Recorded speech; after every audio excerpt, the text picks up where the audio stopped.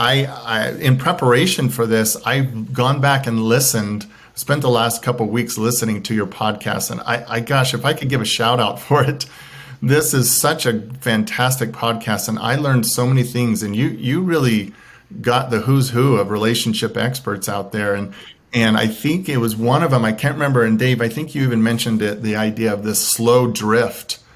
The slow drift and the busyness. I think that's what a lot of couples, that the research doesn't really flesh out, but I think that's what I've found in my own work with couples and also in my classes is the busyness that couples have right now, that their relationship moves into this slow drift where they have a goal, but if you're not moving and paddling in the ocean, you're going to eventually drift away from those goals. So I think that was you, Dave, that brought that up, and I thought that was such great insight. Yeah, it comes from Dennis Rainey. He talks about this natural flow to isolation, where if we're not, intentionality, I think, is some of the key of holding on to each other.